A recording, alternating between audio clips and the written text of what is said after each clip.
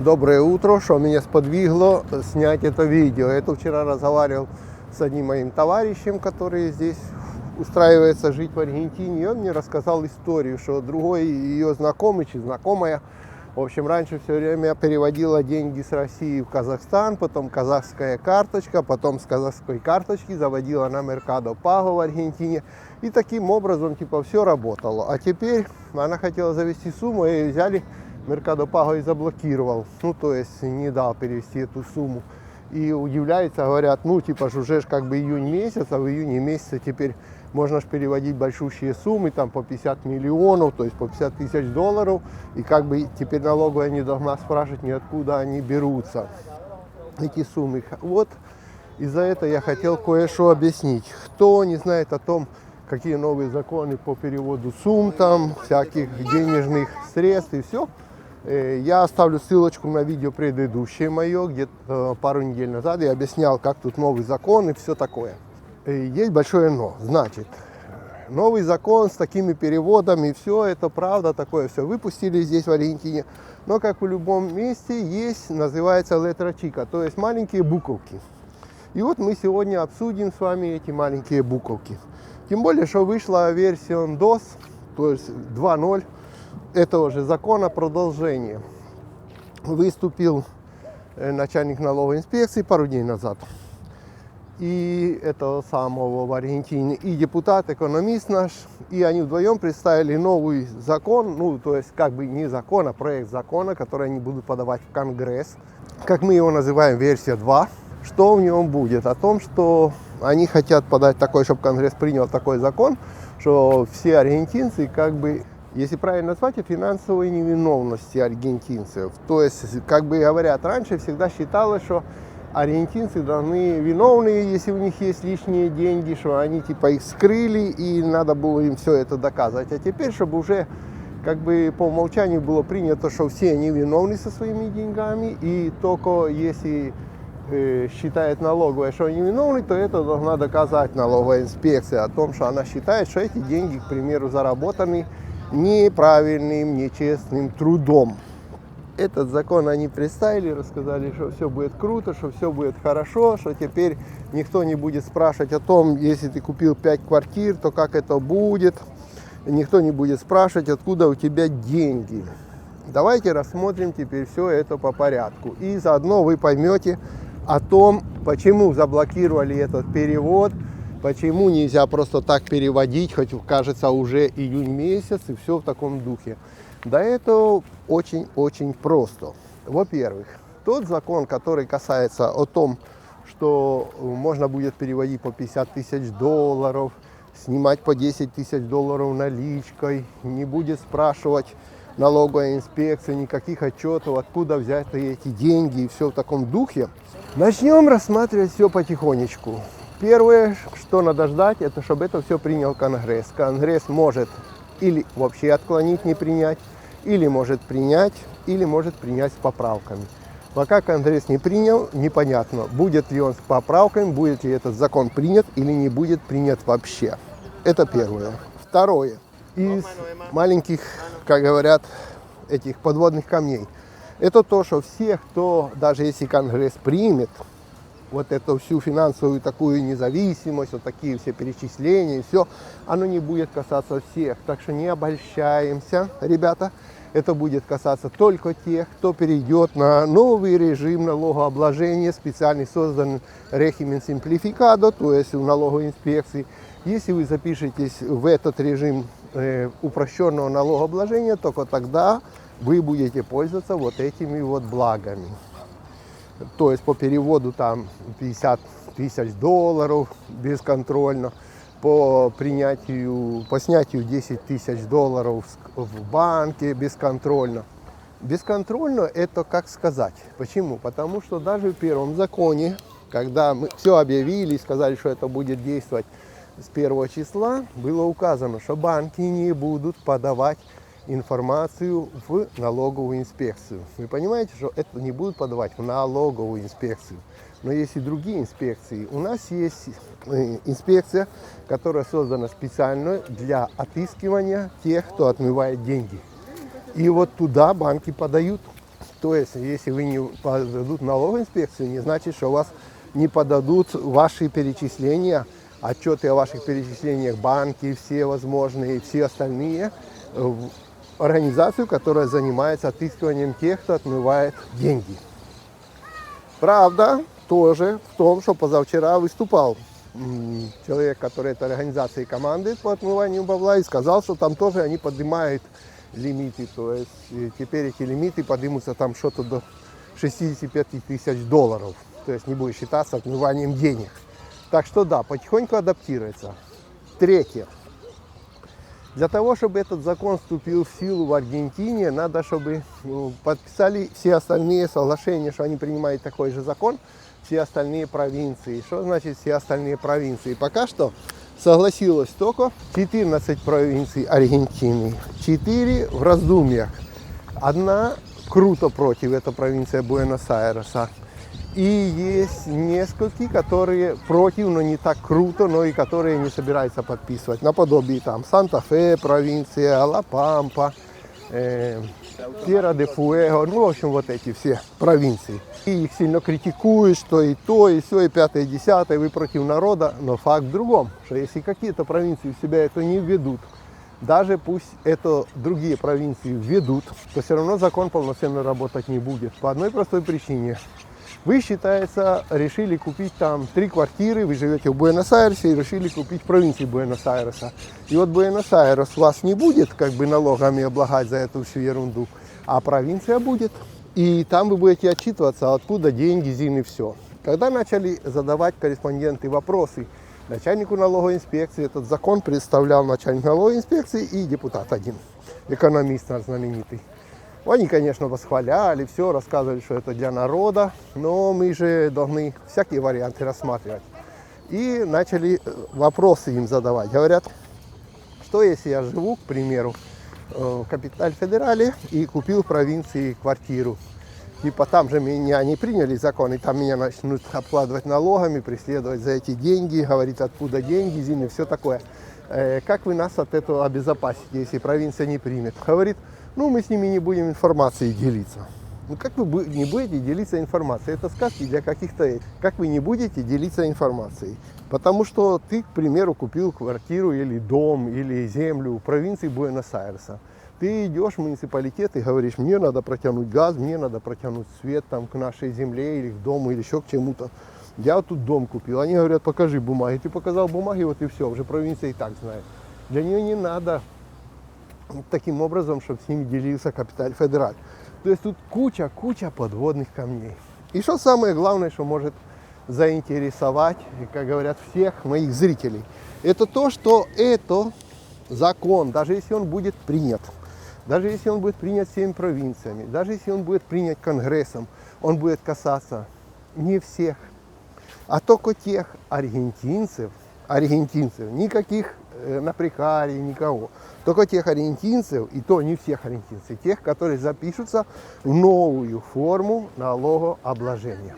Отлично. Кажется, простая форма налогообложения в чем заключается? Заключается в том, что типа ты можешь достать из-под матраса свои доллары, пойти купить себе там машину, начинать на ней работать, и тебя никто не спросит, откуда ты взял эти деньги.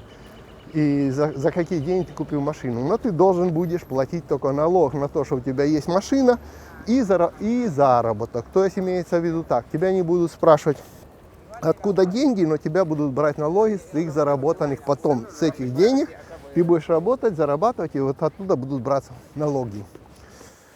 Вот, все, это понятно, да? Кажется, супер красиво. Но если ты не записался, если ты в форму не зашел в эту, соответственно, ты будешь все по старым законам. То есть тебя будут подавать за каждый твой пук, будут подавать в налоговую, во все. То есть ты не зашел в эту форму, тебя будут подавать банки за то, что ты перечислил 700 тысяч куда-то уж сразу в налоговую, бо ты не в этой форме. И почему так интересна эта форма? Вы думаете, и правду тут все типа сделано для людей, как там все кричат и все? Нет. На чем это сразу вы можете определить? Если хотите, я ссылочку на видео, официально оставлю в описании. Вы можете определить по вопросам корреспондентов. После того, как презентация нового проекта закона, скажем так, проекта закона, который будут подавать в Конгресс, прошла, люди начали, аккредитованные журналисты, начали задавать вопросы. Один из вопросов был, если ты живешь там и купил там, и раза 3 задавали один и тот же вопрос все корреспонденты. Говорят, а моноатрибутисты, это у нас есть такое моноатрибуты, я думаю, многие знают, что это такое. Это такая упрощенная форма предпринимательства. Будут пользоваться всеми этими льготами, которые примут? Нет, это не то, что нет, они не говорят прямо нет, они говорят, это хорошее время для того, чтобы моноатрибутисты поуходили с моноатрибута и перешли на новую форму налогообложения, вот эту упрощенную.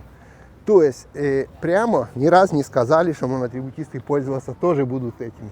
Так что не все, даже аргентинцы, будут этим пользоваться, а только те, кто запишется в новую форму налогообложения. Выгодно или невыгодно новая форма налогообложения? Расскажу. В чем прикол этой формы? В том, что тебя не будут спрашивать, откуда у тебя взялись начальные деньги.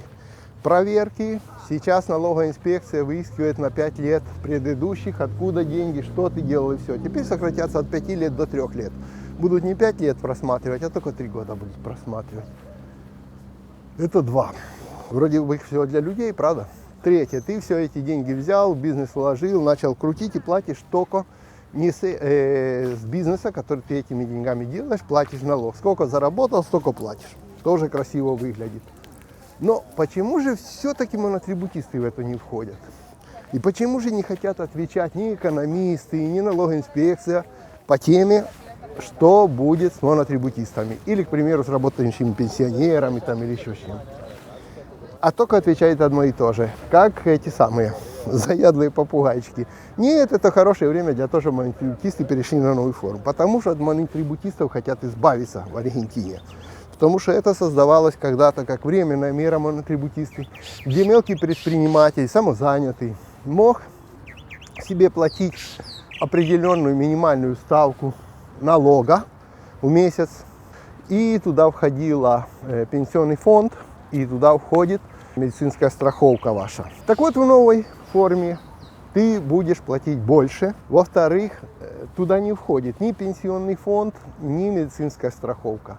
Почему сразу все начинают терять? Потому что потом ты должен отдельно идти договариваться с самыми дорогими медицинскими страховками. Непонятно, как тебя будет дальше с пенсионным фондом. Это все замыливает, это все никто ничего не хочет рассказывать. Факт в том, что хотят перегнать моноатрибутистов, которые платят по упрощенной форме, в эти дела.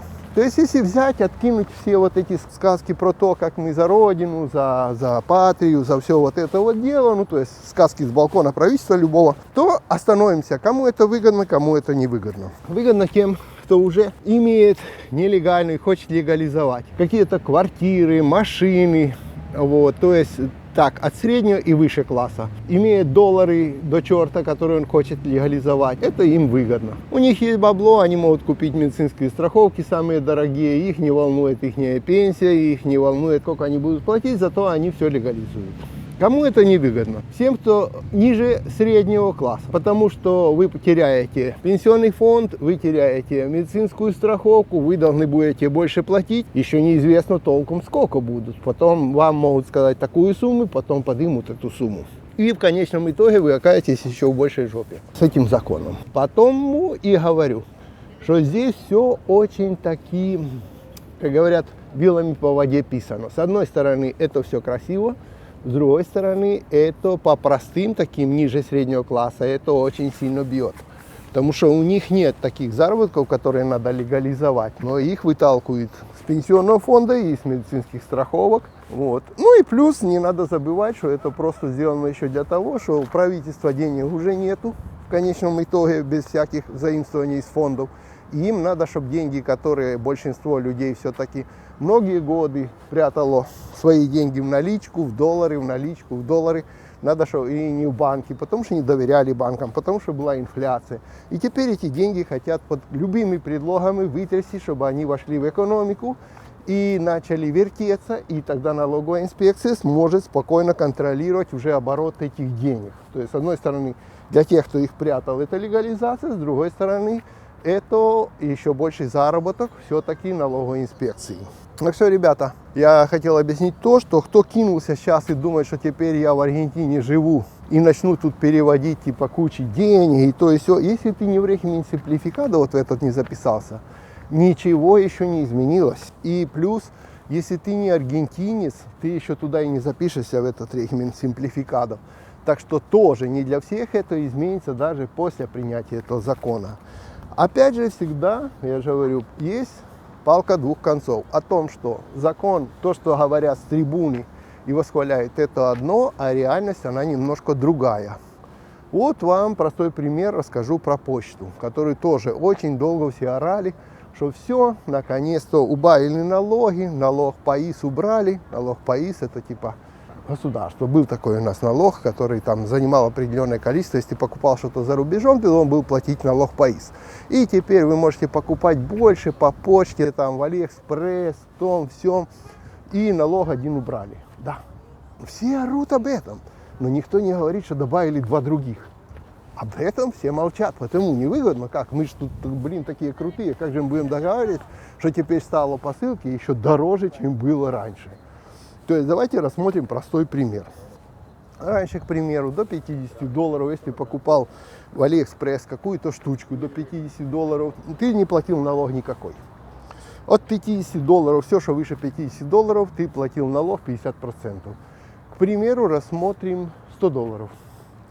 Ты покупаешь на $100. Ты, значит, до $50 не платишь никакого налога. От 50 до 100 имеем $50, делим напополам, 25, ты платишь налога $25. Хорошо? Хорошо. Всем понятно? Всем понятно. Теперь мы говорим, мы налог этот убрали. Теперь все круто. Берем посылку в $100. Как сейчас круто стало, когда все убрали.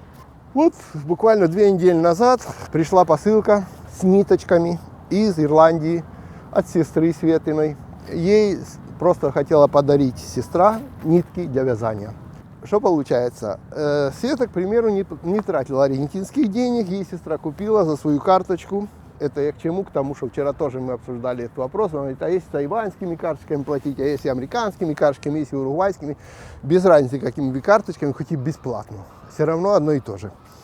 То есть купили на $100 ниток, прислали в Аргентину в подарок. Вот приходит вам телеграмма, что типа вам пришла посылка, оформите ее. Ты пишешь, посылки нитки, стоят они $100. Как вы думаете, сколько надо заплатить налог государству? Не почте, не путайте, не скажите, что а DHL или другая почта привезет бесплатно. Там, не-не-не, это не почте, это налог государству. Вы должны заплатить почте, само собой, за то, что она доставит здесь, с центра до вашего района. Это раз. Второе, вы должны заплатить 21% ИВА.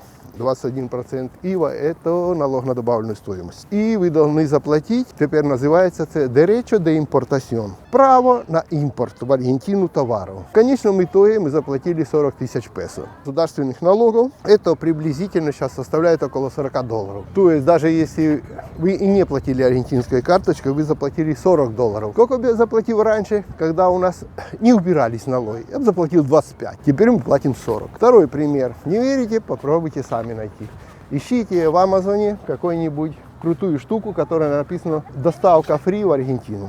Ну, допустим, я тут недавно рассматривал вариант купить ноутбук. Хороший, крутой ноутбук для монтажа видео, самый такой крутой, игровой, который мне там, надо для монтажа. В общем, стоит он там $2000 на Амазоне. И написано «Бесплатная доставка в Аргентину». Все, кажется круто, смотри, 2000, бесплатная доставка в Аргентину, потому что товар дорогой. Но маленькими буковками внизу вам под ценой высвечивается аргентинский налог.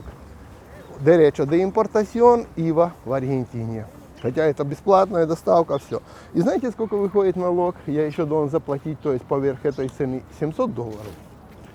Вот, из $2000, $700 я плачу в Аргентине налог, и тогда мне получается бесплатная доставка с Амазона сюда. И вот теперь расскажите мне, как здесь теперь убрали налоги. Вы поняли, да? То есть в любом законе, если убрать лапшу на уши, ты начинаешь понимать, к чему он, и надо ли он тебе или нет. Я уверен, что даже если этот закон примут, то пользоваться им будут только те, кто я сказал. у которых заработки выше среднего класса, вот те будут как бы входить в этот закон, потому что они будут хорошо зарабатывать, и им оно как раз пригодится. Но всем, у кого ниже среднего заработки, они туда не войдут. Не говоря ни о каких, как говорят, проживающих в Аргентине тех, кто вообще не имеет никакого ДНИ постоянно и не имеет официального права на работу и не может в налоговой инспекции войти вот в этот регимен. Это я просто хотел чуть-чуть разъяснить, так как вчера с человеком, с другом своим разговаривал, и я видел, что он сам немножко, как бы недопонял, и он считает, что вот, допустим, ему выйдет бесплатная доставка, если он там заплатит какой-нибудь уругвайской или там казахской карточкой, то есть не аргентинскими деньгами. Я ему вот попытался разъяснить. И они начали удивляться, почему до сих пор они не могут там заводить себе деньги вот так вот на Mercado Pago. Почему Mercado Pago их блокирует или там контролирует? Да потому что это и будет продолжаться даже после того, как этот закон примется. Ладно, я никого не хотел расстроить. Я также сам еще не знаю, надо ли мне, так сказать, переходить на такую категорию или нет. Больше всего, что пока что я даже не знаю, буду ли я на это переходить. Надо ли мне такая лафа, такое счастье, такие подарки экономические. Посмотрим, посмотрим. Надо будет, перейдем. Если будем считать, что нет, то нет. Будем продолжать жить по старым экономическим законам.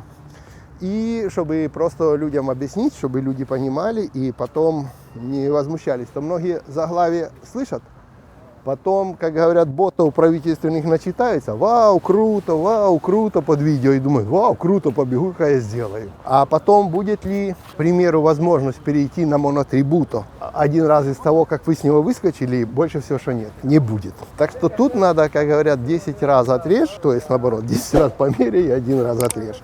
Подписываемся, ставим лайки, а я вам буду рассказывать о нашей жизни в Аргентине. Всем пока!